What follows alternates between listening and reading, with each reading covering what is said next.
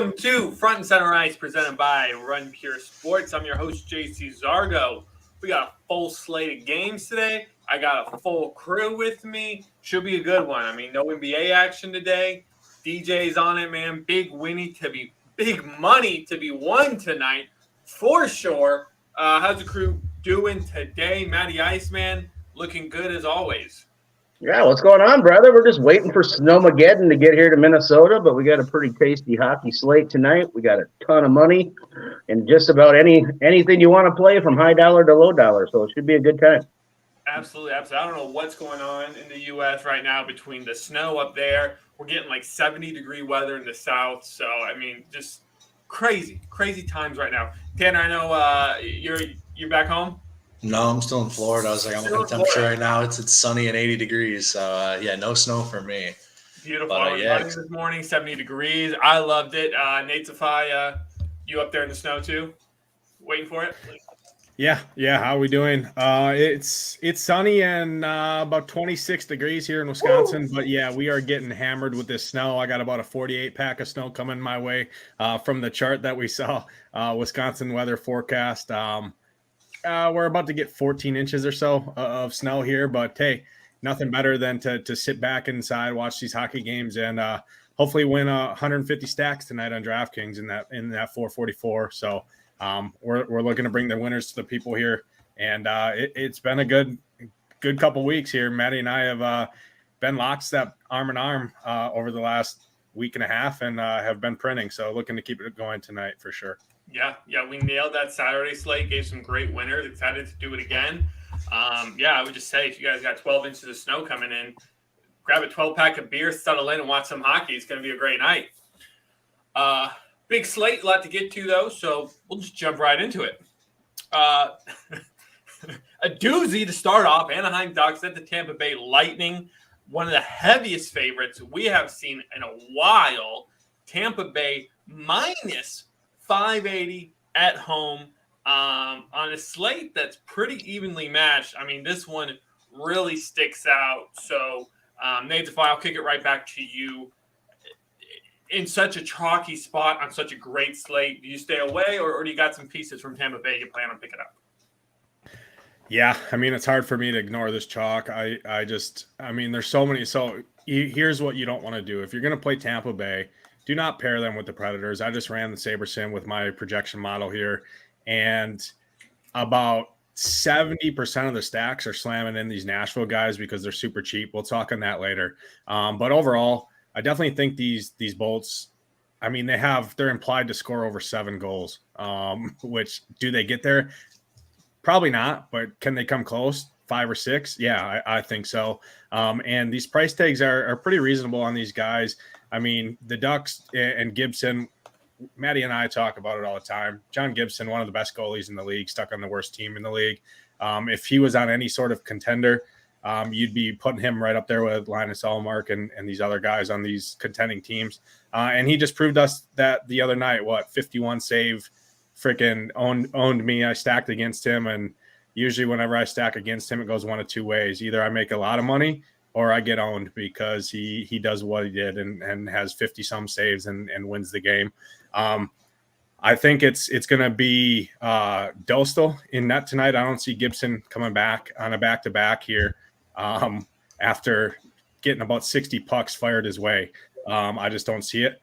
So that definitely boosts my interest even more in Tampa Bay, and it's hard to ignore this spot. I mean, any of these top 6 guys for sure are firmly in play in Braden Point, Nikita Kucherov, Brandon Hagel, Cirelli there, Stamkos, and Killorn on that second line. But I do think you can play a cheap guy, and maybe Matty will talk about him. He's usually the Ross Colton whisperer, but he's still pretty cheap, is pretty involved. And, I mean, Tampa's at home, so if they're winning 5-0, they're not going to be running these big dogs out on the ice, and you might see some increased ice time for some of these third and fourth line guys that can score. Even Name Striker down there, I'm not even going to try and pronounce his name. I'm going to call him Vlad N down there on the fourth line. He's got 8 shots, 2 goals, and an assist over his last 5, and he's dirt cheap as well. So definitely take some stabs on these guys. Tampa, certainly the top stack for me on the board or close to it. It's just hard to ignore this spot. I mean, looking at the numbers, Anaheim is the third in the league in expected goals against. They allow the most shots at over 40 shots per game. So you're giving a team like Tampa 40 shots on net. If they don't pop 4 or 5 of them, I'd be surprised. So definitely all aboard the Tampa train here for sure. Cool. It's me, man. If you can't get an education the traditional way, Front and Center Ice got you covered. So thanks for tuning in. Matty Ice, I'll toss it over to you. Just fading the Lightning or grabbing a few pieces? No, I mean, I don't think you can fade this spot, especially with Anaheim on it back-to-back. I think Nate's kind of hit on it. I just don't think we see Gibson tonight after he just got, absolutely owned my ass all day yesterday. But, I mean, if you've ever played goalie for any point in your life, if you take over 50 shots in a game, you're going to be sore the next day. So I just, with them, chasing the Bedard, Connor Bedard's sweepstakes, I just don't see Gibson going there. Obviously, Tampa 1 is going to be very chalky. I think the power play itself is going to be very chalky from Hagel, Point, Kucherov, Stamkos, and Hedman. I think all those guys are going to carry some ownership. One thing I like doing, especially in a game like this, because I try to think outside the box a little bit, I like going to the second line with Cirelli and Killorn.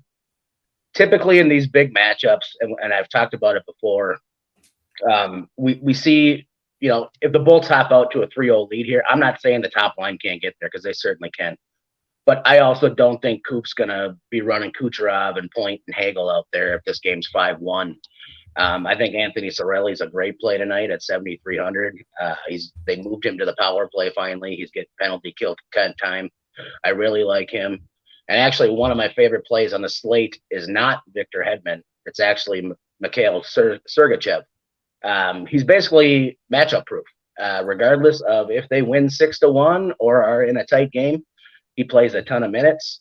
He gets power play time. He's on the top penalty kill as well. I really, really like him tonight at $5,300, and I think he's somebody that's going overlooked. All right, fair enough. I like it. Tanner, man, so talk me through this one because here's where I'm at. Whenever these smash spots like this, I don't know. I really don't know what the numbers support, but personal experience, sometimes that rules over. I always get burned. So you look, the puck line is -2.5, -120. While that's not great value, you might be able to shop it around. Even if it was being offered at even money, I feel like this is a burn spot. What do you think?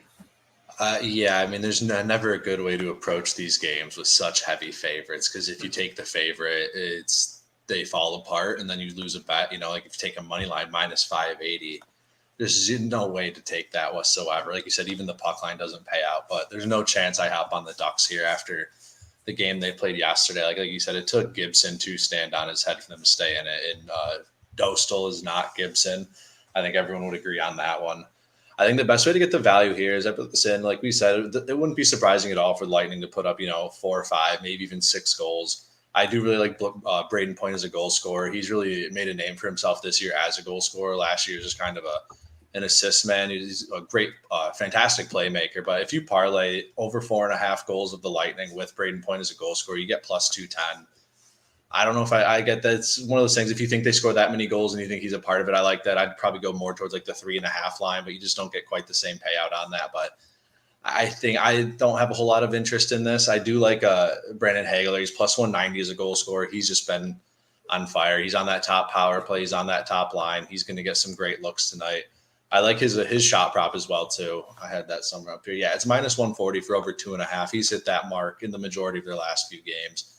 And like we said, Anaheim they are the worst defensive team. They allow 40 shots against on the road. And just after playing yesterday, giving up 55, I think it was to the Panthers. I think we see a similar result tonight as far as the shots against, but I think the scoreboard looks a lot different. So you just can kind of mix and match whoever you think is going to be the goal scorer for these Bolts with, you can throw them in money line or you can go with the goal total, stuff like that as a same game parlay. But I think that's how you have to approach these kind of games. There's, 5 or 6 of the games tonight that are very similar.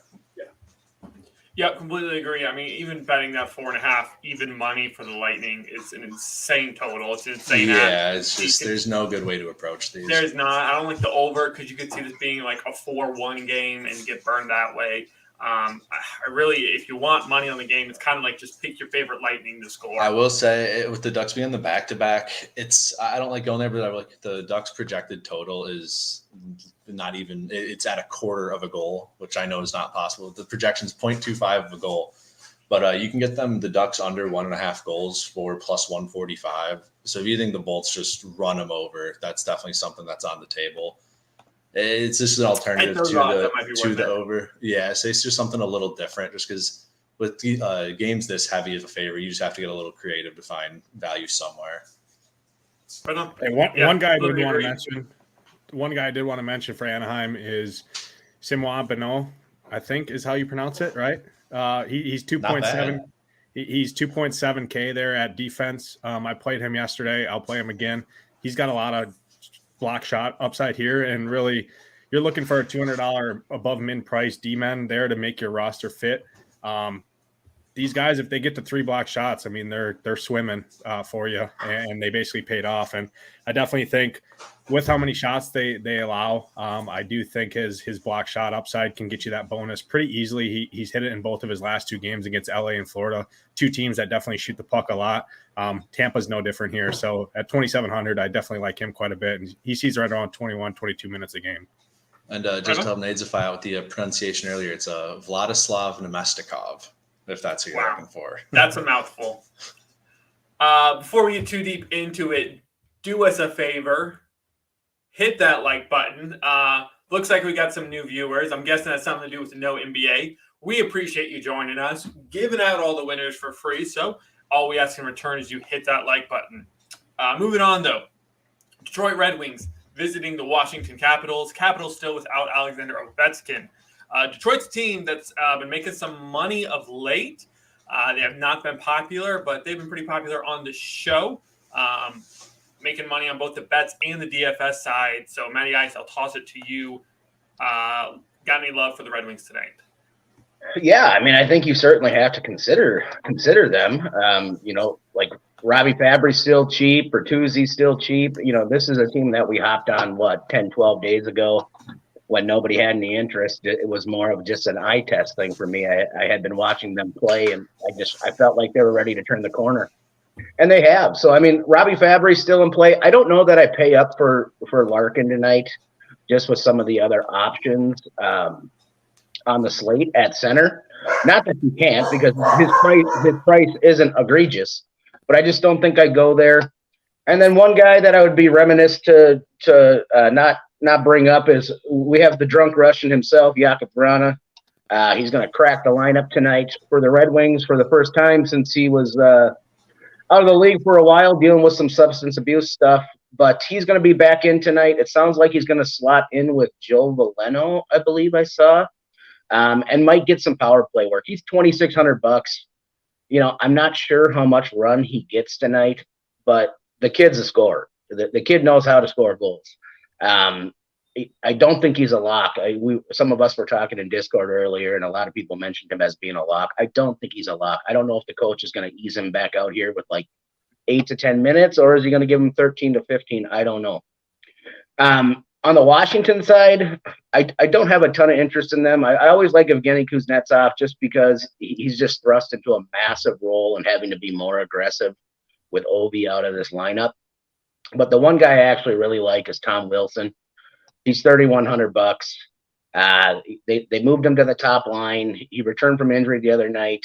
They are putting him on the top power play as well too. He's sneaky. He's got the game that can upset the Red Wings right now. He's a physical guy. He's going to throw elbows at you. He's going to get in front of the net. At $3,100, with all this Predators chalk, which we'll talk about later, Ryan Johansson and Mikhail Granlund and all those guys, Tom Wilson might be a nice pivot at $3,100. Right on. Tanner, man, Red Wings, they're probably my favorite dog of the day. We the people's with me.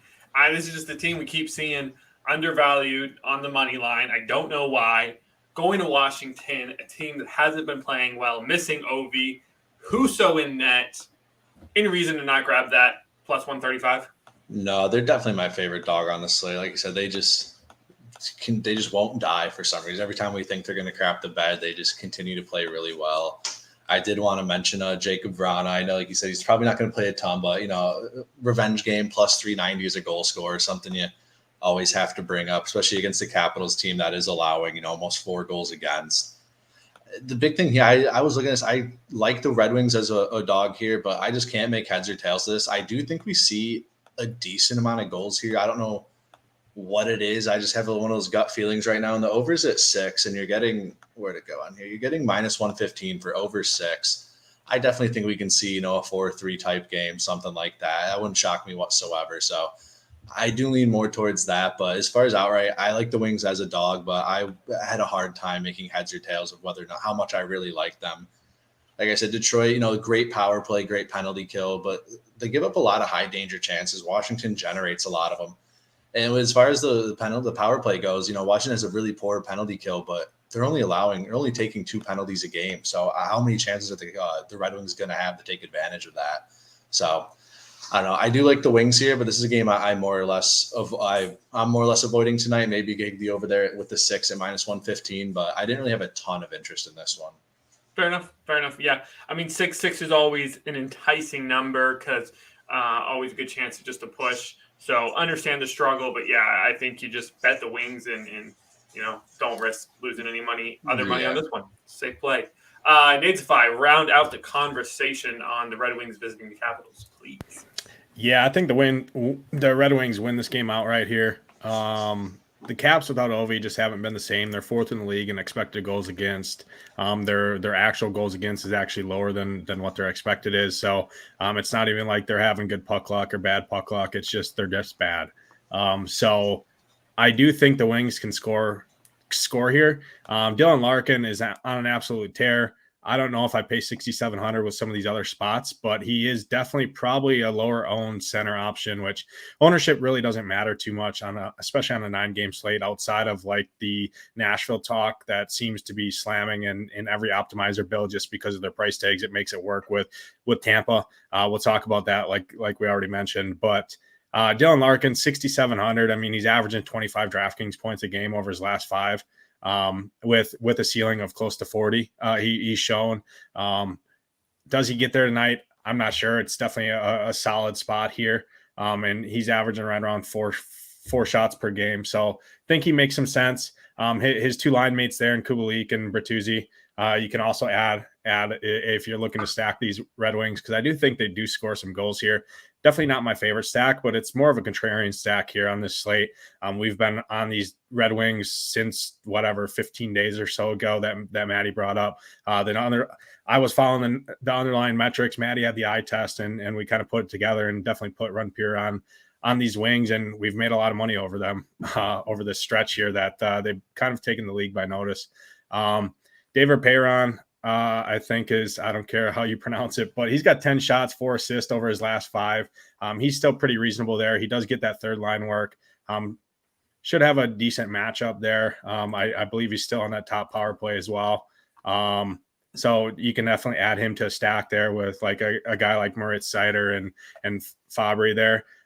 Detroit does have the best road power play in the league over the last month or so at over 40%. The only issue is, like Tanner mentioned, if Washington just limits penalties, but if they do go on the penalty, you better believe Detroit scoring probably majority of the time that they go on the penalty. It's up there with Edmonton in terms of percentage, and Edmonton's obviously got the best power play in the league. So I do think Detroit makes some sense. Washington, not really on much Washington. A guy like Dylan Strome does make some sense. Second line, second power play. He averages the most shots per game on this team. He's 4,200. And a guy like TJ Oshie, you can always play. He always has upside. But at 5,300 on a team where I don't think they score a lot of goals and I think they lose the game outright, definitely not a ton of interest there. Fair enough. I like it. Keep it rolling with another heavy favorite. Montreal Canadiens visiting the New Jersey Devils.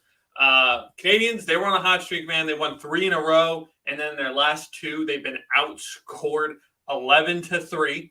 So red hot to ice cold. Huge deficit in between the pipes tonight, as well as Monster Truck takes the net for the Canadiens. Vanacek, who's just been a stud all season, will be in net for the Devils. I don't know how to look at this one from a betting perspective. I've got a lot of thoughts, haven't quite sorted them out. So help me out, Tanner. Where are you at on this one? Yeah, this is another one of those games like the Lightning game. I said where you kind of have to get creative on a lot of these. I mean, I know DFS-wise, everyone and their mother may be going to Jack Hughes there. I mean, the kid's a stud, but betting-wise, there's just no reason. I really like that third line, Eric Holla especially. When Hughes was out, he was the one who stepped up and filled those shoes, and he was playing really well, and that play's carried over since. For him to record a goal is plus 300. Being on the third line, he should be getting a fantastic matchup against this Canadiens team, and, it wouldn't surprise me to see the Devils be up, 4 or 5 goals late in this game. And that's where the third line is going to come in and get a lot more reps. Even if you just want to go to the point, he's minus 108 to record a point. Andre Palat's another one of those guys on that line that I really like. He's plus 310 to record a goal, and I believe he gets that first power play run as well. I don't know if that's changed with Hughes coming back, but for him to record a point as well is minus 102. So I really like those guys a lot. Going to Hughes, he's plus 110 to record 2 points. He should be all over this team. I mean, he's projected to have like 5 shots on goal. I wouldn't be shocked if he had 2 goals and 4 assists tonight or something ridiculous. He's one of those guys. He's kind of made a name for himself. He's not quite McDavid level. I mean, no one in the world is, but he's in that second tier of player, and he's just fantastic. And this is just going to be a great matchup for them. I mean, the only person I even have interest betting on for Montreal is Montembeault to record 31.5 saves. You get minus 120 for that. I usually don't really going over the 30 mark, but just the way Montreal's the second worst defensive team. Like we said, Anaheim's the worst. They're allowing 39 shots against opposed to the 40 that Anaheim does. So, a big difference there. But the Devils, they haven't shot as much lately. They're right around 30, but this is one of those games where they are just going to absolutely hose this goalie with shots. So the value really isn't there for the outright. Like I said, I like Eric Holla to score. If you parlay that with the Devils outright money line, that's plus 330 on DraftKings. Goal scores, it's always tough to parlay with the money line and stuff like that, just because there is so much variance in this. You never know, but I just think you got to get creative here. I do like Holla and Palat each to record a point. You're getting a little less than even money on that. Hughes you can go to on the 1.5 points for plus 110. And yeah, Monster Truck's just going to get absolutely peppered with pucks tonight. It's just going to be, this should be a really ugly one.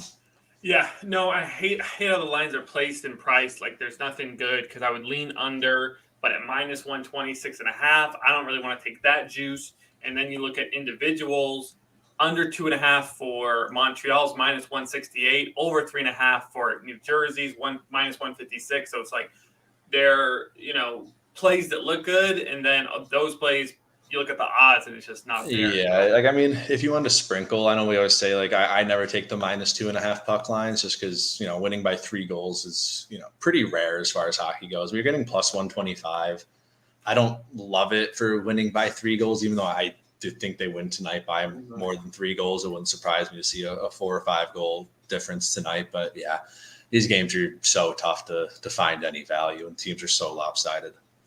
I mean, if you really just want to shoot for the moon on this one, I might take Vanacek shutout plus 620 because given how Montreal's playing, not the craziest thing, and it's just kind of finding a play that's worth. Yeah, I was gonna say this is one of those ones where you just got to sprinkle a little bit and get creative, and don't throw a huge amount of money at it. But if you can win just a little bit, just to have some fun with it, I think that's the way you have to approach a lot of these games.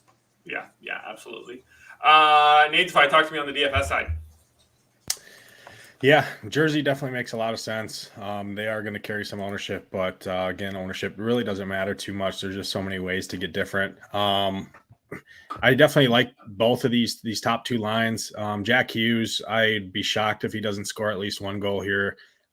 He's had 4 goals in his last 2 games against this Montreal team.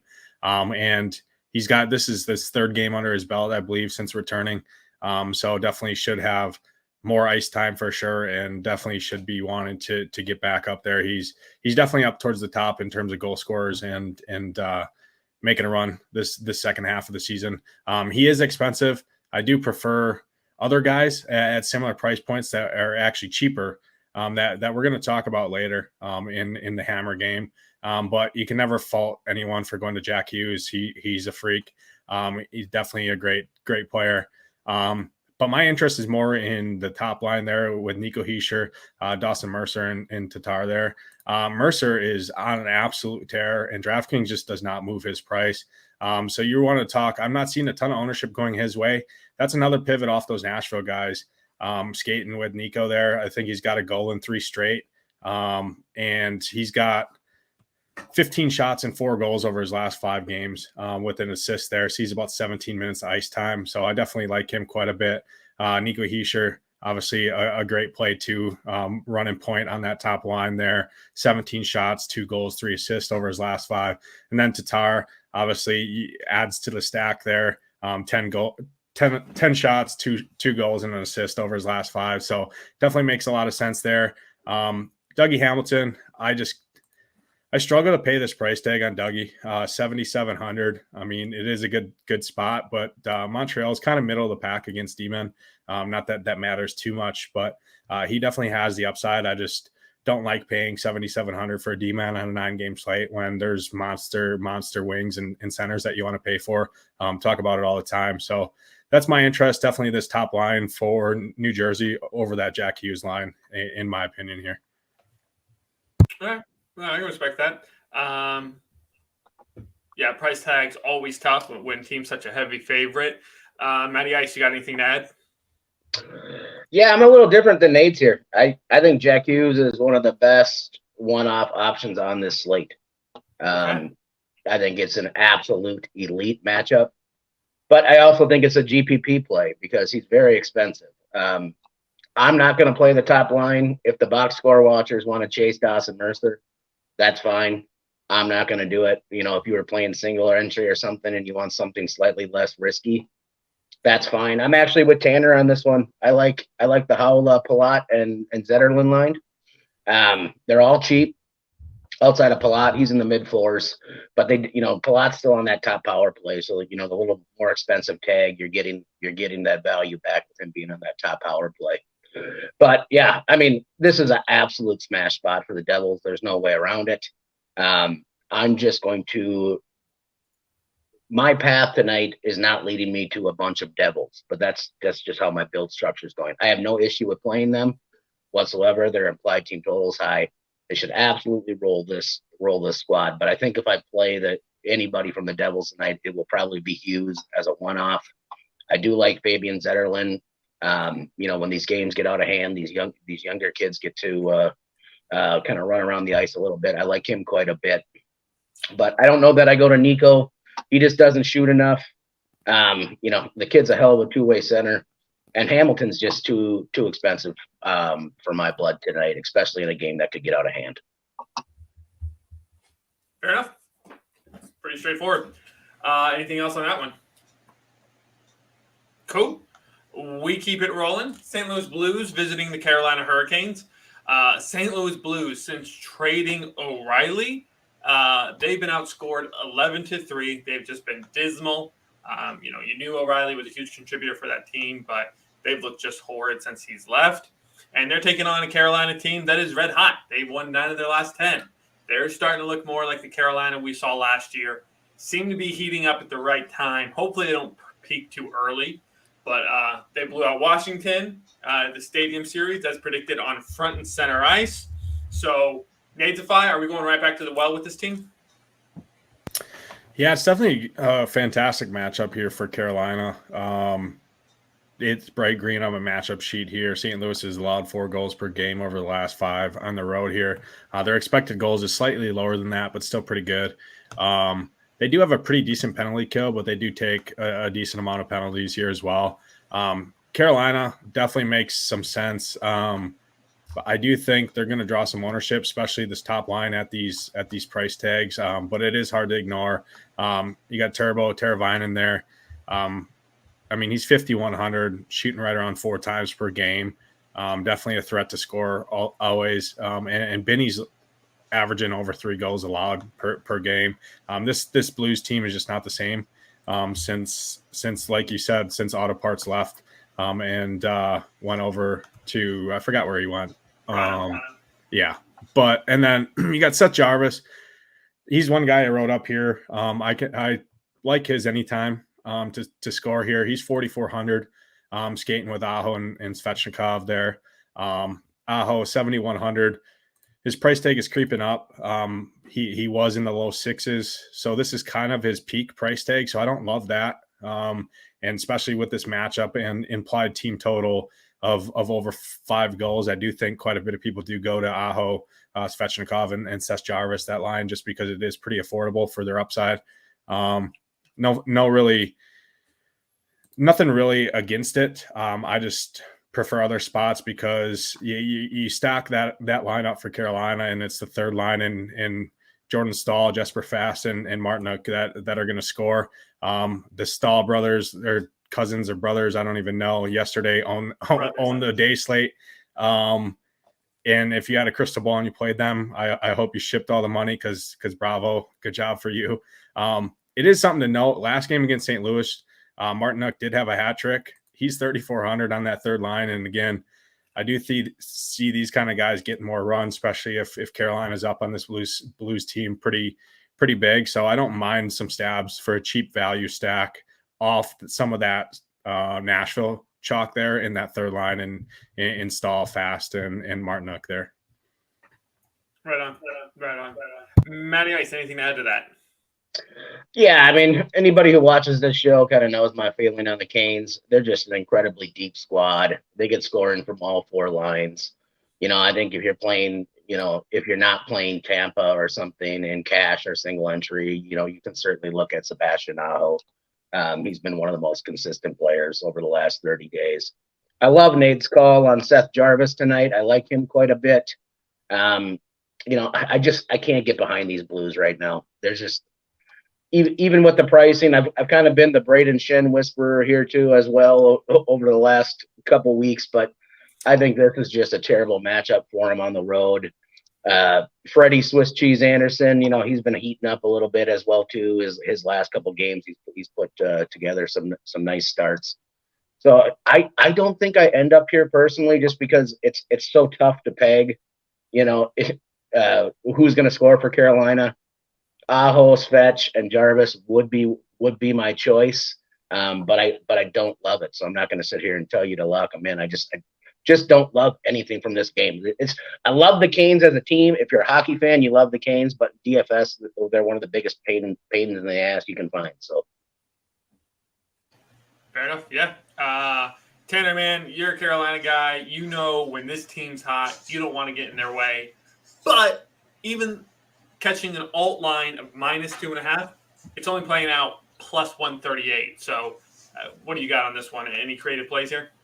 Yeah, I mean, a little, for not even a creative one. Binnington's, we know how the Hurricanes shoot. They just I just think they hate every opposing team's goalie and just want to abuse them. They just aim them straight at their chest. So Binnington, 30.5 saves, -125. We've seen them put up 40+ shots multiple times this year. Last time when they were in St. Louis, they put up, I think, 40+ shots there. That was in St. Louis, and that's with O'Reilly in the lineup. So I just think that he's going to get absolutely peppered tonight. But as far as a creative play, like you said, the -2.5 line isn't paying great. But if you parlay the over 5.5 total goals as an alt line and Carolina -1.5, you get +155. I mean, I wouldn't be surprised to see the Hurricanes put up 4 or 5 goals here, and we've seen them get scored on tonight. I don't remember who's in net for them because I honestly didn't look too deep into this just with the matchup. Well, I don't trust any of the goalies the Hurricanes have, so it makes no difference to me. Any of them can get scored on. If Kyrou gets in a good spot, he's going to bury it. I mean, the line they have there, that Kyrou Thomas line, they're still a fantastic group of players, so they can score. So I think we see a 5-2 or a 4-2 type game, something like that. So I like that alt line of 5.5 with the Hurricanes coming out on top there by 2 goals. As far as goal scorers go, yeah, the Hurricanes, it's a complete roll of the dice of who you're going to get. I wrote down Svech at +168 and Natchez at 210, but they're just never – those are just some people, if you really wanted to take a stab at a goal scorer, feel free, but it's just so hard with this Hurricanes team. Every single line can score. It's just they just send wave after wave at you. But, yeah, the Blues should get absolutely steamrolled here. All right, listen to this one because I was messing around while you were talking. don't mean to spoil, but I may have found my best bet. Tell me what you think. Parlay Carolina 1.5 and New Jersey 1.5, and you get plus 192. I like that. Yeah. They both should cover that puck line. Yeah, I got no issue with that whatsoever. Yeah, they should. Yeah. Even throwing Tampa in there, something like that. They should be Oh, the team. really You're getting big with the 3 teams there. I know you're a straight player, but yeah. I am, but that's, sometimes. Sometimes it's just they entice you a little too much. So crazy, it just might work. Yeah, so we'll keep it rolling though. On the topic of auto parts, Toronto Maple Leafs visiting the Buffalo Sabres. Since O'Reilly joined Toronto, they beat Montreal 5-1, and then most recently lost to Chicago 5-3. A terrible L. For a team that's trying to keep up in the East, just not a good look. But they'll try to run it back today in Buffalo. Nate's fine. Am I crazy for liking the Sabres here? Just lean there. I'm not. I don't know. I don't know if I'm betting it. I just got to lean. But what do you think?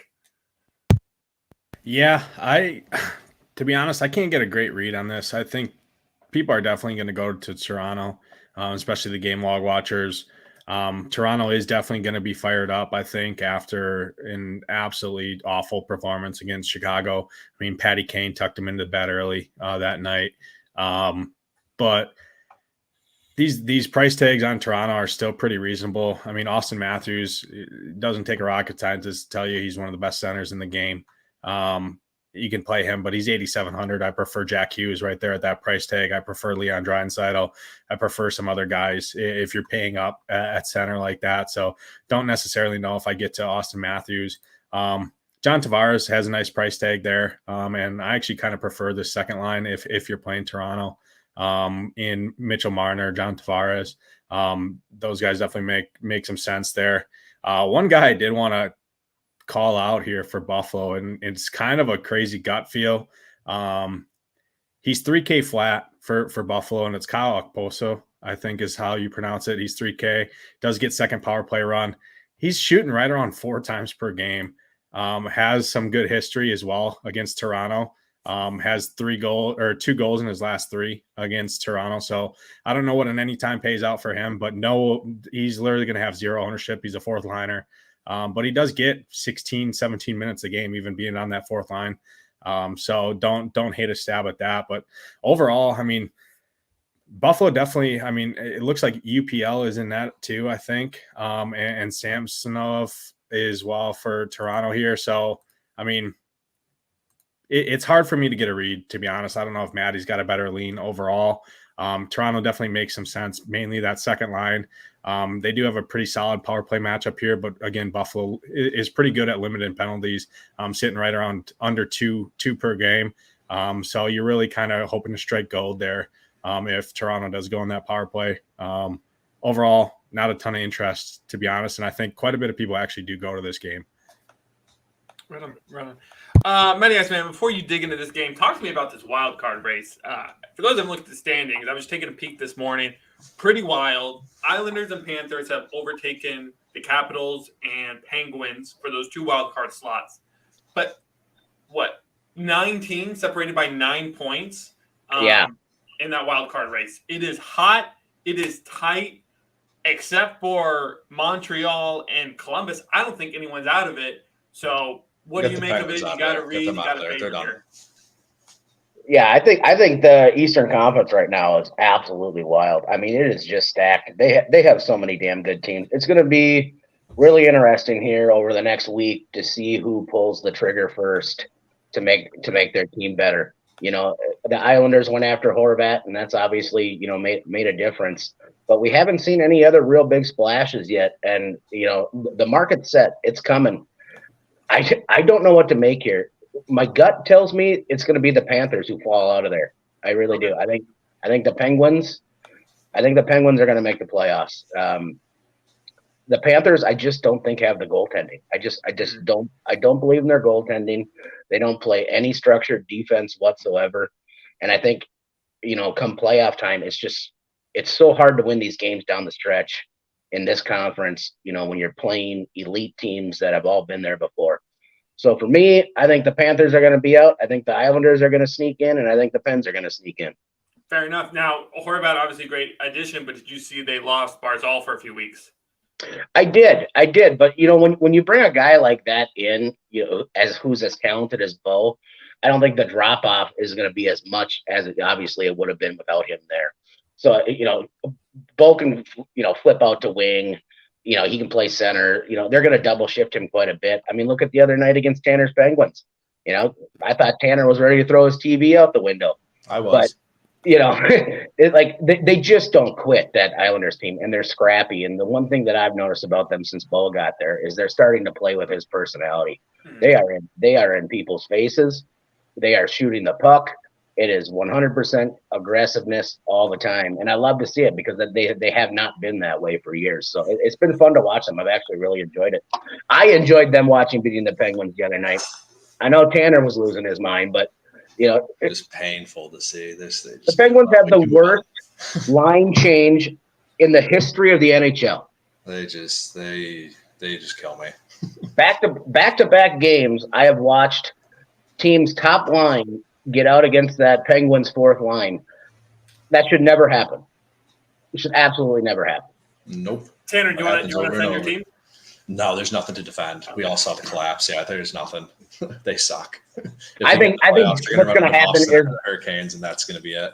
I think Jari's going to carry him to the playoffs because I think Jari's a pretty good goaltender. If he can stay healthy, no, if he's there, I think they have a chance. But I don't think they're going to do much should they get there. But man, they better get it figured out.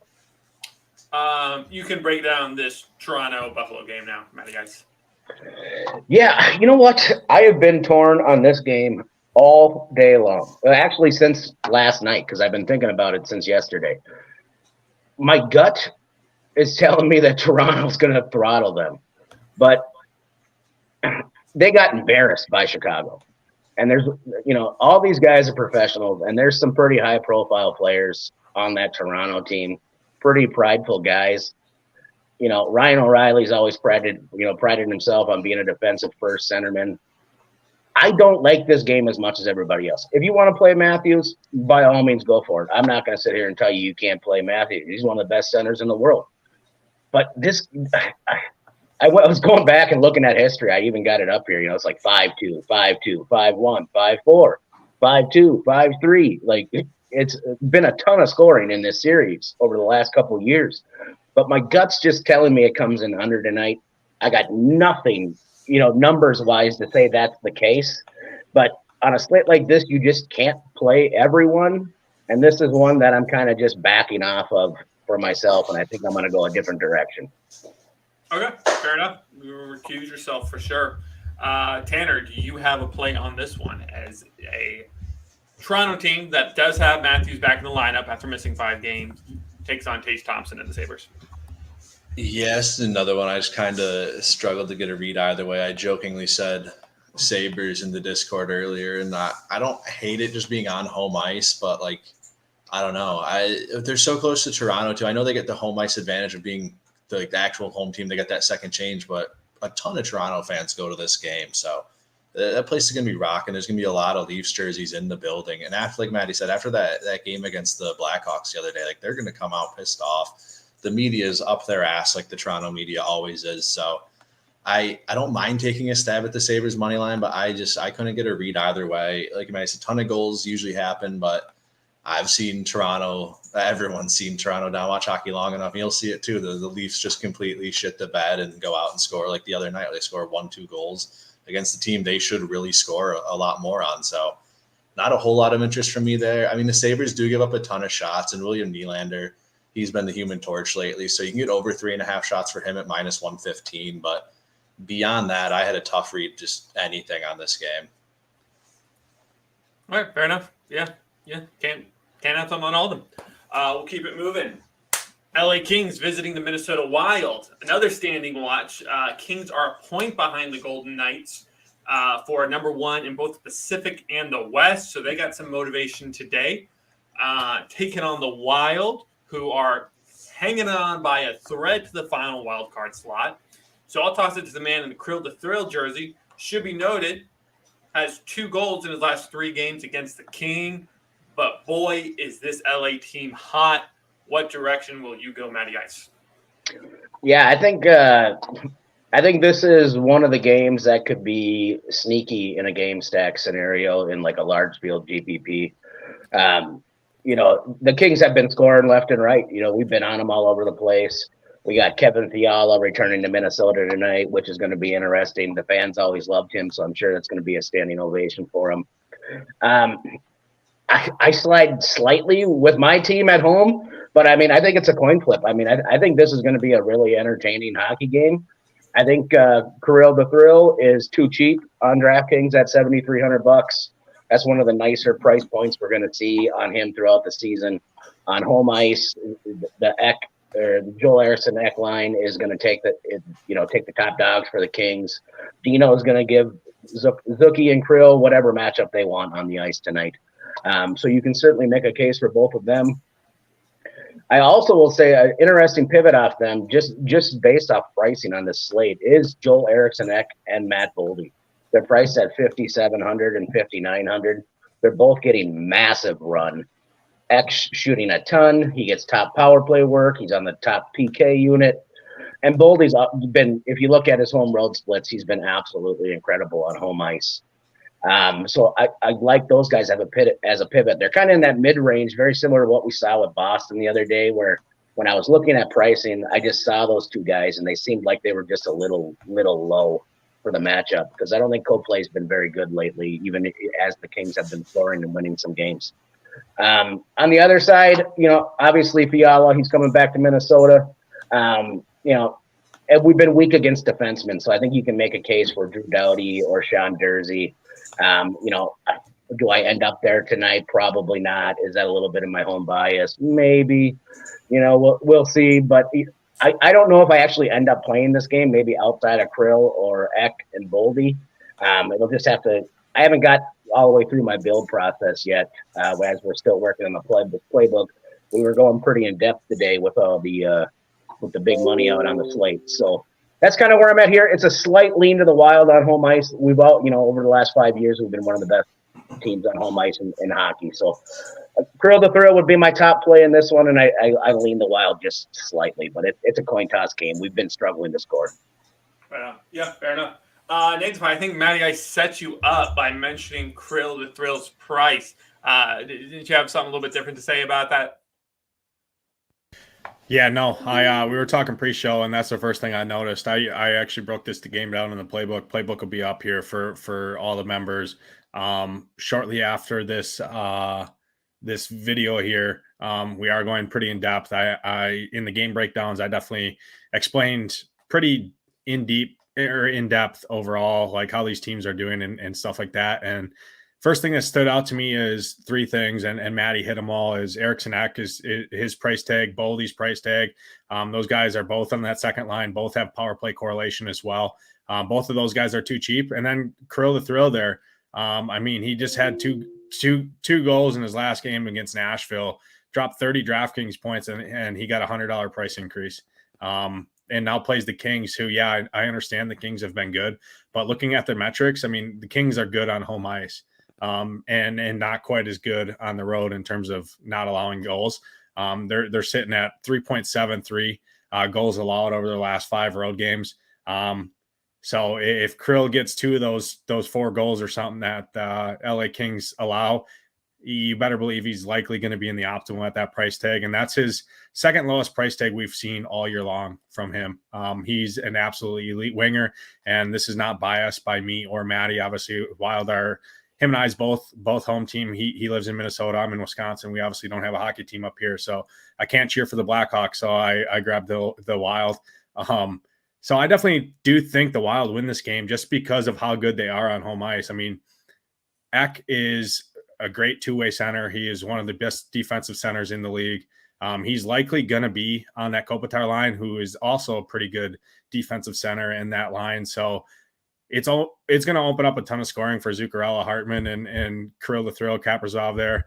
Definitely think they make a decent amount of sense. And I don't see a ton of ownership because they have been bad. They haven't been scoring, but this team has too much talent, in my opinion, to not continue scoring goals, and they do need to start scoring if they're going to make the playoffs here. I do think they're going to make a move, like Matty talked about before this deadline on March 3rd here, to improve their scoring, whether that's with Chychrun from Arizona or someone else. But I do like the Wild. On the Kings side, who I wrote up a couple guys in the playbook here.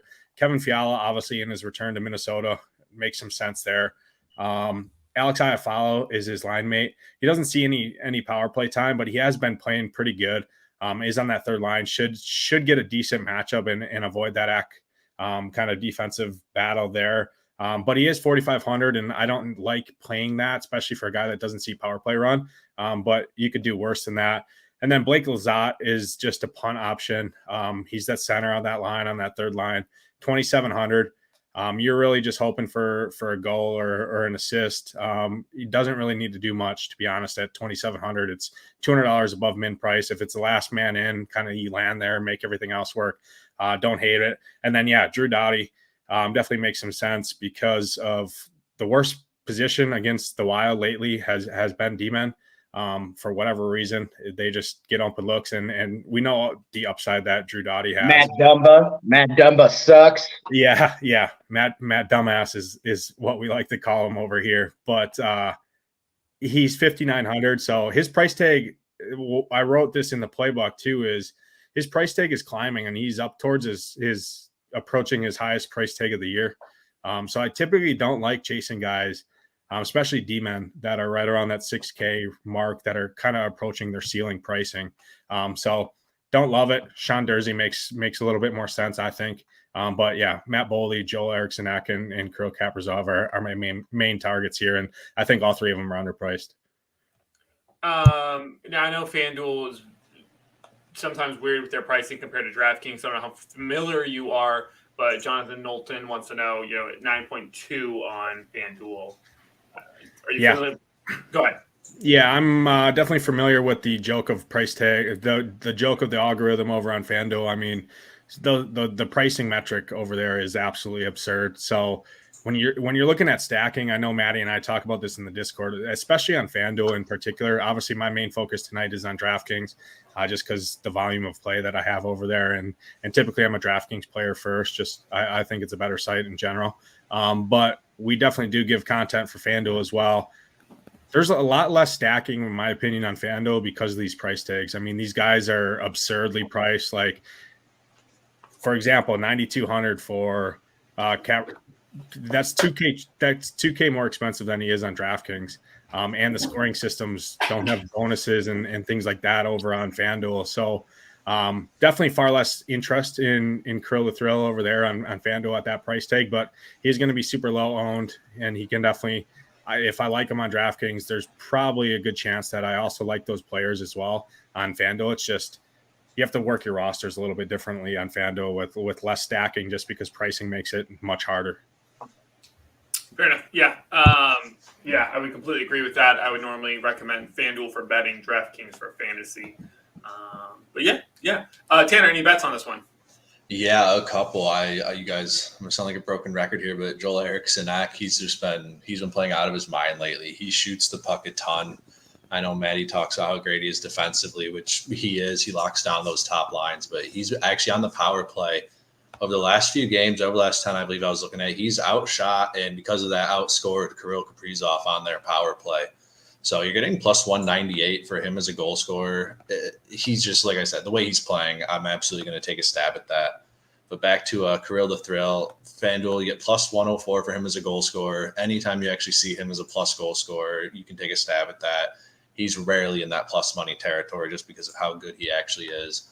But I do have to mention, like we said, Kevin Fiala has returned to Minnesota, plus 220 as a goal scorer. This isn't a traditional revenge game of the type, but he just signed in the offseason. Like Matty said, they liked him a lot there. So just one of those guys I had to mention. I do give the lean to Minnesota being on home ice. I know LA, they can score a ton of goals. They have a fantastic offense. They're averaging four goals a game on the road, but Minnesota just does not allow goals. I mean, averaging under 2 goals against. They're allowing, 27 shots against, 100% on the penalty kill. They limit high danger chances. It's just, If we could just figure out how to score. Yeah, I say they're miserable to play against. If they could just get some goals, maybe tonight. I mean, LA's averaging, almost 4 goals against, and the power play. If they can get on the power play, I mean, they're at 27%. Kings are sub 80%. So that's not a bad spot to be there. I definitely am on them. Like you said, I don't know if I get to the puck line just because they have been struggling to score, but minus 120 for them outright, I do really like. I was going to try and see what I could get as a parlay on DraftKings with money line and Eric Sinek, but he's the 1 goal scorer. They don't have in the same game parlay builder, which is pretty annoying. So I want to see what that paid out, but I do really like him. Eric Sinek's shot prop is over 2.5 for minus 155. I think if anything, I'm going to be all over him tonight just because I don't know how many goals we see tonight, but I think he gets his fingers in a couple of them. All right. I like it. Solid plays there. Anything else in this game, gentlemen? I think Gustav makes a lot of sense too in goalie. He's been absolutely incredible. He's 7,800, and typically these top end goalies, which it's hard to argue with how good he's been. Obviously, it's just been the Wild's lack of scoring, which hasn't helped him over the last couple games. But those guys are usually 83, 84, 8,500, and he's 7,800 in a game that I think the Wild win. He's going to see shots. These guys fire the puck, so I think his saves upside's also there. I like that quite a bit. Cool. Yeah, that's a good call, Nate. As a reminder, we're presented by Run Pure Sports. So those of you that are new here, come check us out, runpuresports.com. We handle bets and DFS, Matty Ice and Nadesify, putting out the core plays, breaking down every game, every day for y'all. To become a member, you can join now and get 15% off using codes Nadesify15, Zargo15, Matty Ice 15, or Tanner Smith 15. So whoever your favorite panel member is, show them some love. Sign up today. And like I said, if you're new, you can check us out, though. There's some free stuff, tons of free articles. I'm putting out stuff. Tanner's doing an NHL Best Bets article most every day. So show some love. We do appreciate you joining us here, though, as we are here every Tuesday and Thursday, 3 p.m., Saturdays, 9 a.m. We roll on, though. Vancouver Canucks visiting the Nashville Predators. An interesting one here. Both teams struggling with consistency this season. Vancouver, more of an offensive team, though. Nashville, more defensive. However, both struggling with a lot of injuries right now. The problems continue to stack up for Vancouver. Lazar questionable tonight. Ekman-Larsson out indefinitely. Dermott out indefinitely. Pearson's out for the season. Demko still out. And Nashville will be without Forsberg. So on a Tuesday, that's quite the hit for them. But being at home, they are still favored. Talking a little bit about this one pre-show. I could honestly go either way, but Nadesify was talking pretty passionately about it, so I'll hand it to him. Yeah, I mean, this is your chalk value stack of the day. I mean, these price tags on these Nashville guys due to the injuries and stuff are just pretty cheap, and that's why they're being slammed in the optimizer because they are favored here, which I don't really understand. I do think Vancouver wins this game. I'm on Vancouver to win this game outright. Vancouver played incredible on Saturday. I had my secondary core was loaded with Vancouver. Matty Ice's special core was loaded with Vancouver, and both of them printed, and we shipped the slate, so that was fun. And I'm going right back to the well here with Vancouver. And Saros I'm seeing is like the 3rd or 4th highest owned goalie as well on the slate. Typically, it's scary to stack against a guy like Saros, especially on home ice, because of how good he is. But Vancouver did pot 3 against him last time. And I mean, if I get all 3 goals, I don't really care if Vancouver wins the game or not. I can't obviously bet here, and I'm more focused on fantasy. So if I get 3 goals from my stack, I'm more than happy at sub 10% ownership. I don't see Vancouver getting any ownership because so many people are stacking Nashville. And that's one thing that I like to do. I don't worry a ton about ownership, but when you have a chalky team like Nashville who struggles to score goals and hasn't been in the winner since I don't remember when in terms of fantasy, I'm not about to load the wagon and sign up for Nashville chalk. I just can't do it. So I'm going to flip the script here, flip the build, go to Vancouver, right back to Elias Pettersson, Kuzmenko, and Beauvillier there that came over in that Horvat trade from the Islanders. And ever since he got to Vancouver, he's been absolutely incredible. This top line, top power play, all of them correlate fully. I think they're a great stack. And a guy like JT Miller has been an RPS hero. I write in the playbook every time we write him up. His price is increasing. I think he is at his ceiling price that he has been at for quite some time that I can remember at 6,100. But the last 5 games, he had 16, 16, 5, 16, and 24 DraftKings points. So he's definitely playing well, averaging right around 3.5 shots a game, between 3 and 4 shots a game, I should say. Sees about 20 minutes ice time, and is on that top power play. So I definitely think he makes some sense. That would be my kind of lean, is that power play stack, just because Nashville's penalty kill isn't great. But Nashville's 7th in the league in expected goals against over the last 5 games at home. So I do think Vancouver can score here. And Nashville's been giving up 4.2 goals per game over the last 5 at home. I do need to call out some guys on Nashville here. I mean, Roman Josi costs a second mortgage. If you want to take out a second mortgage on your house to play Roman Josi, I will never stop anyone from playing him. He's the best defender in the league, especially in terms of his ceiling, his upside, his floor. I mean, his floor is about 15 DraftKings points, give or take, and he's got a ceiling of 40. So you can certainly do it. I'm not going to pay $8,600 for a D-man on a 9-game slate. I just can't do it, especially in a game that I don't like, Nashville. And he's projected to be the second highest owned player from what I'm looking at right now on the slate, behind Victor Hedman, who we talked about earlier from Tampa.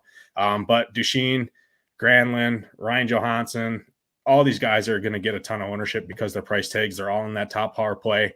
And, but the numbers actually, the underlying numbers for Vancouver are far better than what people expect. I mean, they're allowing 4.93 goals against over the last 5, which is the league worst on the road.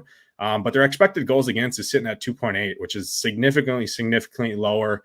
That's the 5th best in the league. I see some positive regression coming their way. I mean, they showed it on Saturday, and I think it happens again here. And I hope Nashville keeps this ownership, because I will be fading them. And if it beats me, it beats me. I'm not playing Nashville chalk. I can't do it.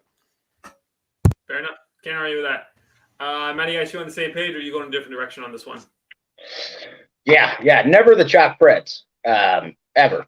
So I don't have much interest in this game. When I first started breaking this down, it felt like a game that ended up like 3-2, 3-1. Preds grinded out at home. If I do play the Preds, it's going to be the second line of Cody Glass, Nito Niederreiter, and Tomasino. That would be a way to get different. And the only reason I bring that up now is because I thought the rookie was going to be in net for the Canucks tonight, and he was quite impressive on Saturday night. I watched part of that game. I had been waiting to watch him play. I was very impressed with what I saw, but they're going to start D'Elia tonight, and that dude absolutely sucks, and there's just no way around that. But I'm not going to play chalk Ryan Johansson. The dude shoots never. I'm not going to play chalk Mikael Granlund. He doesn't shoot. I had him in Minnesota for years. I'm just not going to do it. So if I'm gonna play somebody, it's going to be like a Tomasino or a Niederreiter. I can't pay almost $9,000 for Yossi tonight. So like, if you're looking for a pivot off him, you could go to like a Matthias Ekholm at $3,500. Who can get there. On the Canucks side, I like JT Miller and Brock Besser. I don't, as much as I'm a huge EP40 stan, Elias Pettersson's an absolute stud. I've been on that kid before he ever even got to the league. But I think it's a tough matchup for that top line on Nashville home ice. So if I'm looking at the Canucks tonight, it would certainly be that second line of Miller and Besser. But I just personally don't have a ton of interest in this game. I say a lot of the times, we polish 2 turds and we get a diamond. I think this is just 2 turds. So it's just not something that I want to chase here. Okay. All right. Fair enough. Man, with Saros in net, I'd find it hard to bet against Nashville, but honestly, I'll probably just stay away. You have a different opinion here, Tanner? No, I do think Nashville takes it here. I mean, Saros versus D'Elia. I don't think there's any discrepancy about who the better goaltender is there, but Yeah, Nashville. A big thing for me here is Vancouver's. They take almost four penalties a game. I mean, Nashville's power play has been great over the last few games at almost 30%. Vancouver's at 63% on the penalty kill. That's just a really, really hard way to win a hockey game. And I know Nate's brought up how many goals Nashville's allowing on home ice right now over the last 5 games, but 3 of those 5 games are Florida, Boston, and New Jersey. So, I mean, it's not like they're giving – one of them was Arizona, so I'll give them that. They gave up 4 to Arizona. But the other 3 of those, the other one was Vegas, who gave up 5, and Vegas has been on a tear. So, I mean, they're putting up these goals for very good teams. I know Vancouver can get it done. Like Matty said, Elias Pettersson is always in play. He's plus 138 as a goal scorer. He can get it done against anybody. So, no issue sprinkling a little on that. I do like Matt Duchene on that power play there. He's plus 172 as a goal scorer.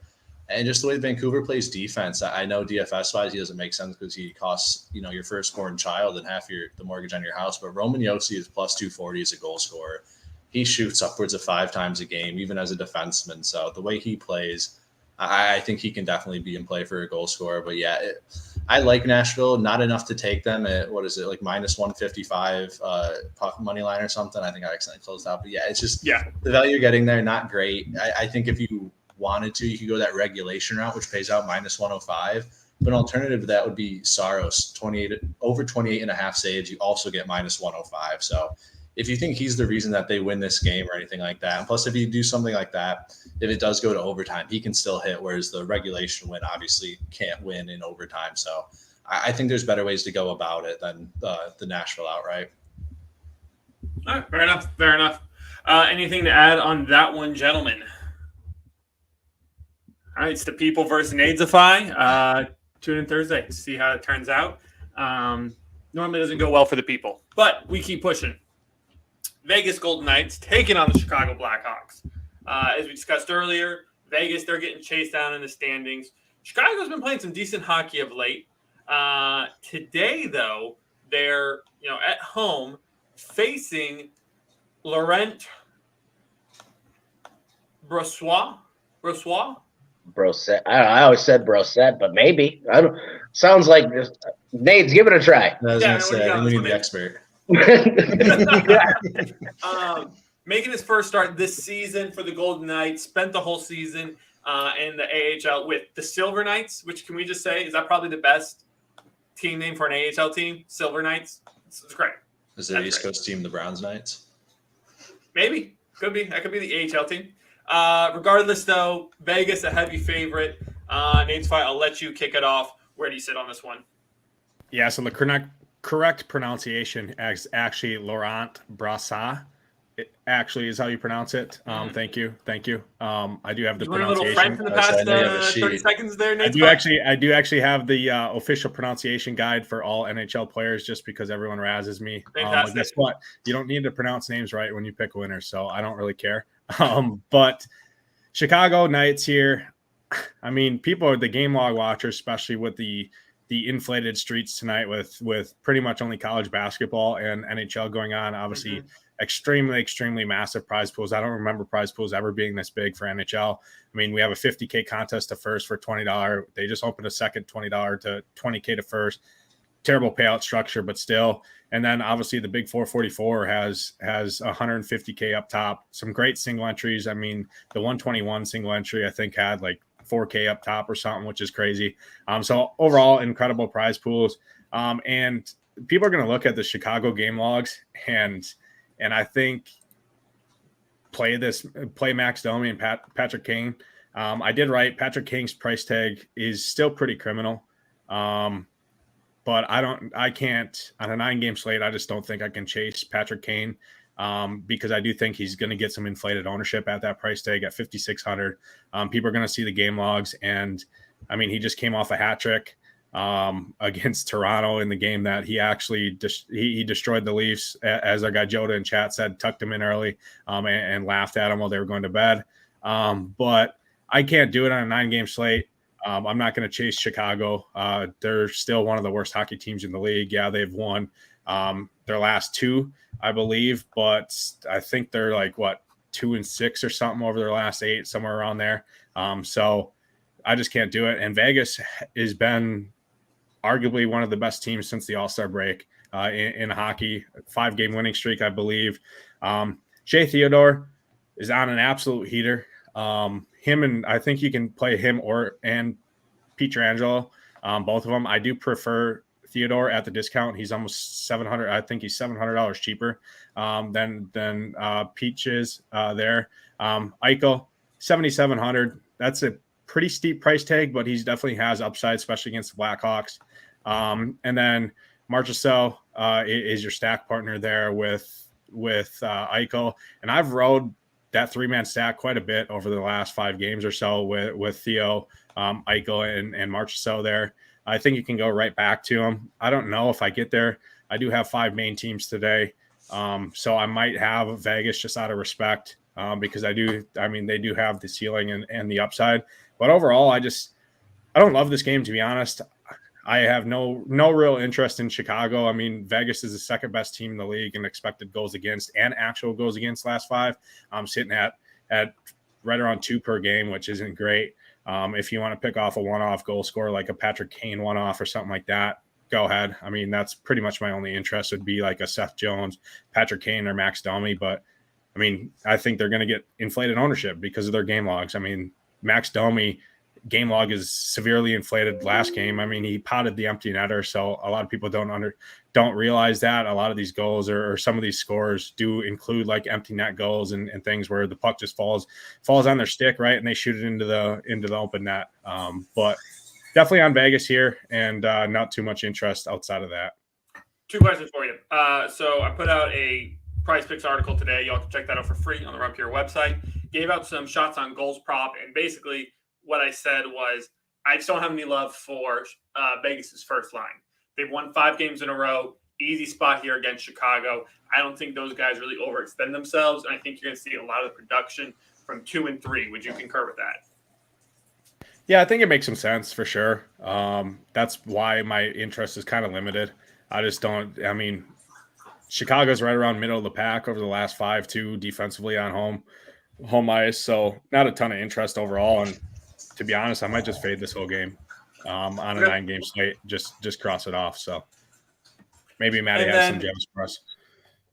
And then not necessarily in this instance, just in general, kind of curious. So in a spot like this, you got a rookie goalie, or not a rookie, but making his first start of the season. I'm sure he's got a really cheap price tag. Taking on a really crappy team. Would you ever take a flyer and play him, or is that just kind of a way too risky of a move to go? He's not cheap. That's the issue. He's 79. He's 7,900. He does his last 2 games against Chicago were both wins, I believe, but that was a couple years ago. It's completely different scenario. First start of the season, I'm not paying 7,900 for a team that I can't get a great read. Do I think Vegas wins? Yeah, but do I think they should be minus 292 favorites? Probably not. But that's just been how good they have been since the All-Star break. I can't pay that price tag for a dude making his first start against a team that's actually playing pretty decent hockey and are on home, can dictate matchups. So okay, right on. Matty, then in general, just pose a question to you. Would you ever consider a goalie like this, or are you always staying away from a guy with no recent numbers to go off of? I'm ballsy with the goalie plays. So I mean, I don't mind taking a shot at anybody. I'm not going to take a shot at him here on DraftKings at this price. Yeah, no kidding. I think he makes more sense, even though he's more expensive on FanDuel, by a couple $100. But like on FanDuel, the win is so much more important than save upside, like we see on DraftKings. So for FanDuel, for me, my first priority is figuring out which goalie I think has the best shot to win at the best value. So when you're looking tonight over on FanDuel, you have Vasilevsky, almost $9,000. Vanacek, 86. Freddie Anderson, 85. Stuart Skinner, 83. And then Brosset at 82. So I'm fairly confident the Knights win the game. So if you were looking for a safer option over on FanDuel, who you think is going to get the win, absolutely. Do I think the shot volume is going to be there? Absolutely not. Okay. What else you got on this game? I'm actually with you, JC. I like this the lower lines for Vegas here, specifically Chandler Stevenson. I think this is a great matchup for him. I believe he's $4,300 on DraftKings. He works that second power play unit. He's also on that first PK unit. So, he could always sneak a shorty in there. And then we got fat man Phil Kessel. I believe he's $3,200 or $3,100. He's been playing pretty decent as of late. But very similar to what you mentioned, I don't think they're going to be rolling Eichel and March and these guys out here in a game that they should absolutely win. So for me, it would be Stevenson, Kessel. I never mind taking a shot at Nicholas Roy. I had him in my core on Saturday night with the Canucks, so you're welcome for that. He potted one late for us. But I don't love this game. It screams like Vegas wins like 4-1, maybe 5-1, and then you're picking winners out. But if I had to pick a favorite from this game, it would be Chandler Stevenson. He's seeing strong ice time, power play time, penalty kill time, and he's someone the coach trusts. If by chance this game stays close, he's going to find a lot of ice time at the end of the game. Right on. Tanner, man, I think there's a little bit better value here, though. The Vegas is a heavy favorite. The lines are not as messed up in this one. You have any plays you like?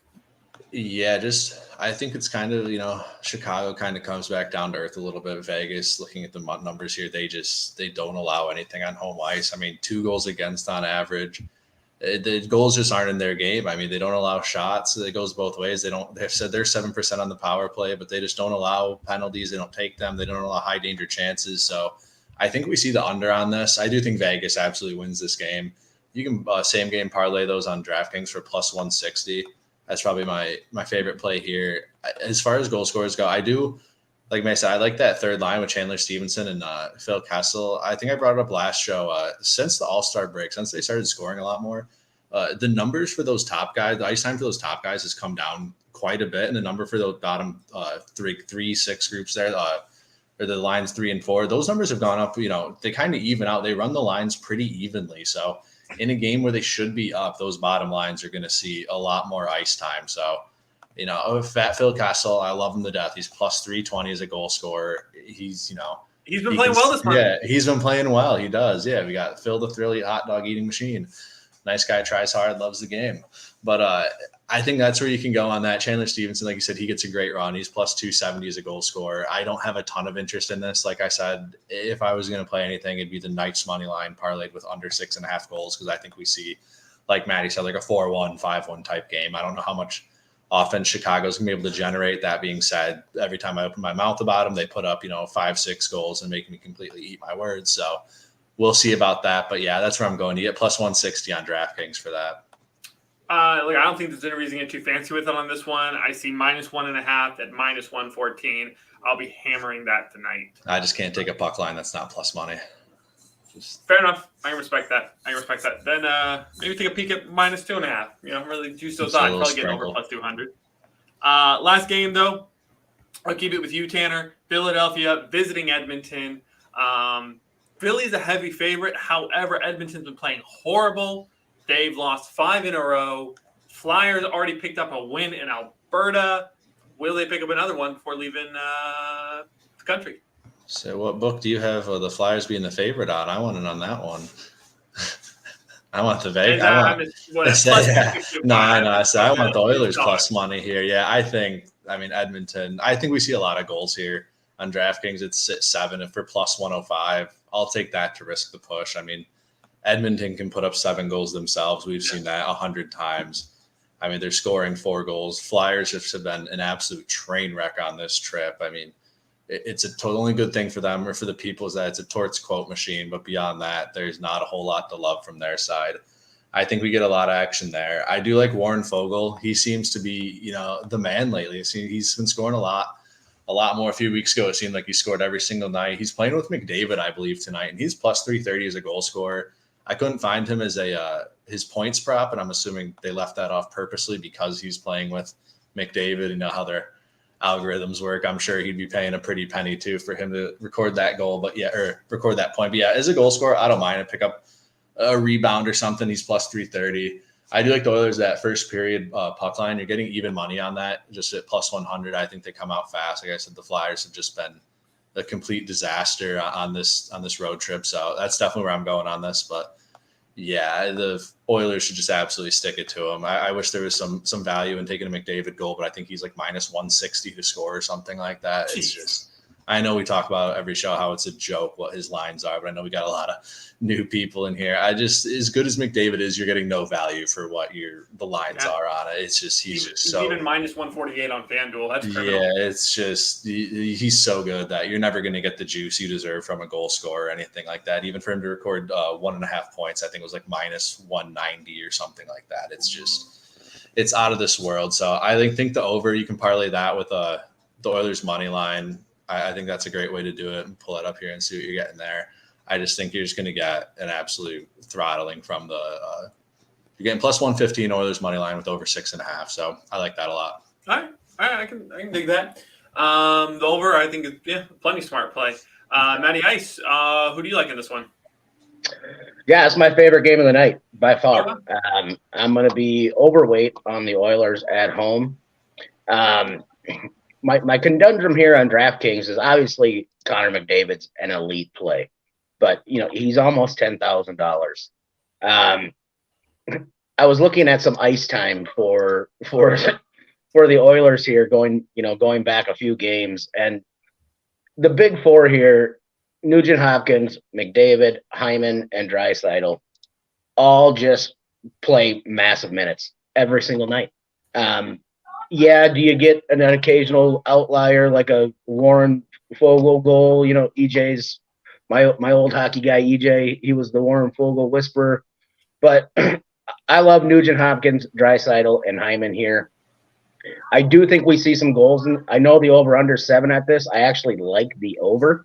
I think we see goals on both sides. I will say someone did post in the Discord, no Konechny tonight due to an upper body injury, and he's their big goal scorer there for the Flyers. Yep, and that's even, I knew that, and even with him out, I still like the over 7 here. The Oilers just give up goals. It's just the way it is. That's how they play, and until they do something defensively, it ain't going to change. One guy I specifically like on the Flyers, who I think is a decent value tonight, is Morgan Frost. Torts has mentioned, him being a younger guy, and with the way the season's going, he's just basically going to let him loose and play. He's $3,900 on DraftKings. He's working the second line with JVR and Owen Tippett, and he's on that top power play line. This is a game that I honestly think, ends up like 6-3 or, something like that, 6-4. Even with the Flyers on the back-to-back, this is by far my favorite spot of the night. Like I said, you can take shots at JVR. You can take a shot at Owen Tippett, who I was on early in the season when nobody even knew who the hell he was. This is going to be a fun game, and I'm more than willing to backload this slate, see what happens in the early one, and if I think I need to make a pivot to, say, a Connor McDavid instead of Leon, I'll certainly be able to do that. I just want to give myself some flexibility, but I think this game tonight certainly has the ability to be 6-4, 6-3, something like that. So this is my favorite spot of the night: Leon, Hyman, Ryan Nugent-Hopkins, and Morgan Frost. Right on. Havana Haywire wants to know, is the slate too big to a full stack? It depends. If you're looking at the game like I am, I think this is a great game stack spot. So I'm probably going to have 4 to 5 pieces from this game in my core on Run Fear Sports tonight. Love it. Right on. Nadefy, round us out. Yeah, Matty and I are in lockstep on this game. I think this is the best stack of the night on the Oilers side, and I really hope that people don't look at it being a 9-game slate. There's heavy favorites early with Carolina, Tampa, New Jersey. Toronto's going to get some ownership, and I just hope that people don't have spots left for these Edmonton Oilers. I'm in lockstep with Matty there. Leon, Hyman, Ryan Nugent-Hopkins, my 3 favorite plays by far. I wrote up McDavid in the playbook. He's the Nikola Jokic of Denver NBA. When Joke is on home court there, just a triple-double machine. That's kind of McDavid. I mean, he's got the highest ceiling in the league. Yeah, I think he's got 40 some goals almost 50 goals already. So he's on pace for like 160 points or something like that. Yeah. So far, everyone knew that doesn't know NHL. Assists, goals, all that are considered points combined, assist and goals. He has on pace for 160, which is absolutely absurd. We don't call him Mick Jesus for nothing. Yeah. So his nickname, Mick Jesus. I mean, last year he went 1-on-4 cross ice and scored a goal. So I think he's an absolutely incredible player. But I mean, again, it's a second mortgage. He's 9,700. He needs a lot to pay off that price tag. Could it happen? Absolutely. But for $2K cheaper almost, I'm going to go right to Leon. He's the 1B on this squad. And I am seeing conflicting reports on these lines. One site I'm looking at has Nugent Hopkins and Hyman up with McDavid. Other site I'm looking at has Leon with Hyman on that second line and Nugent Hopkins on the third line. We should mention though that don't get too carried away with the lines with the Oilers though, because those guys double shift. They're up and down the lineup all night long. Yeah, correct. And overall, I mean, they got the best power play in the entire hockey. I mean, they're sitting at almost a 50% cash-in rate on the power play. If you put Edmonton on the power play, you are going to give up a goal. It's just simple as that. I mean, you put these guys on the power play, they're going to score. And Philly does allow right around 3 power plays per game. So if you give them 3 power plays, there's a pretty good chance they're going to score at least 2 goals on that power play. And all 4 of those guys do have power play correlation as well. Tyson Barrie is strictly only a power play expert. He's likely going to see ownership like he does every slate. If he doesn't get there on the power play, he's not going to get there. I've got owned a couple times with him there. Darnell Nurse, you can always play a guy like Darnell Nurse, but he's 5,500. I really want to focus on these centers and these wings for Edmonton. I don't know if I chase the Warren Fogle 20-point DraftKings game, but he is cheap if you land on him, sure. And then, Matty hit it on the head. I wrote up Morgan Frost and Owen Tippett in the playbook. That's my interest on Philly. And then one guy, Rasmus Ristolainen, is a D-man there. Looks like he's on that top power play as well at 3,400. And he has 3 assists over his last 5 games, has a couple power play points as well.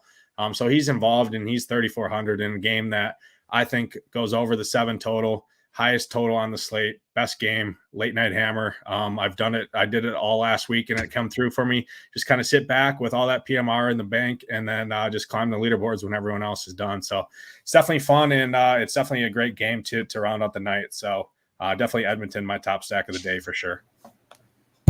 One thing I did want to mention there, just on the bet side, I don't know how I overlooked it for the Oilers. You can get even money for over 4.5 team total for the Oilers. Like Matty said, when the over is sitting at 7, it's like this could very easily be like a 6-3 type game. So getting even money for a team that can score this way to score 5 goals, I think is more than enough juice. Right on. Nate's fine. You left for Latin?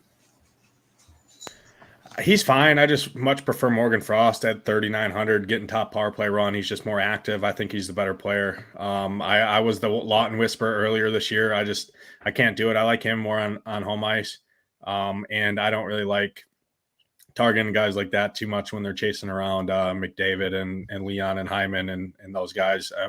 I mean, it's you want to talk about YMCA free skate. Well, that's what happens when you play Edmonton because these guys double shift and they are fast. They put the puck on, literally drop dimes with the puck, and that's why they score so many goals is just because the talent. The only issue is they don't play a lot of defense, so that's why Philly does make some sense on the other side, and no one is going to play any Philly guys ever on this 9-game slate. So definitely do have some interest there. Right on. Appreciate y'all for joining us. Ran a little bit long, but we can do that when hockey is the only professional sport being played tonight. So do us a favor, drop a like, and we will get to our best bets. I'll kick us off. I am going to run up that parlay. I normally say straight money wins money, but this one's too juicy to pass up. Give me the -1.5 puck line for both Carolina and New Jersey for an incredible +190 payout. Tanner, what's yours?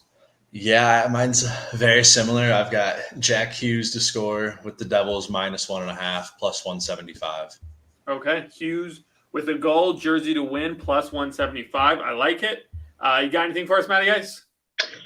I'm gonna give you 2 because I'm gonna take a cop out for my best bet. I'm going to Okay. take Krill the Thrill at plus money for an anytime goal. Okay. My spicy take is Mikhail Sergachev scores a goal for the Tampa Bay Lightning. He should be anywhere from plus 425 to plus 450. I like it. Nate's fine. Close this out, man. Yeah, talked about him earlier in the Hurricanes game. I like Seth Jarvis anytime goal. Carolina to win at plus 280. I think that's pretty free money there. I like Seth Jarvis a lot too on the DFS side, especially as a one-off 4,100.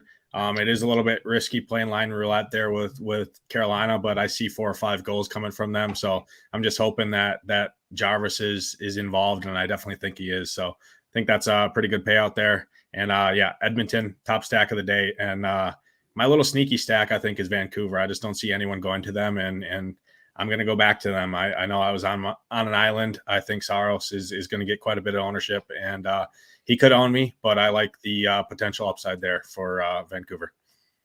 Love it. I love it. Great show. Lots of options, lots of takes, plenty of great bets. Y'all have a fantastic day. Bet responsibly. And as always, from Pure, baby.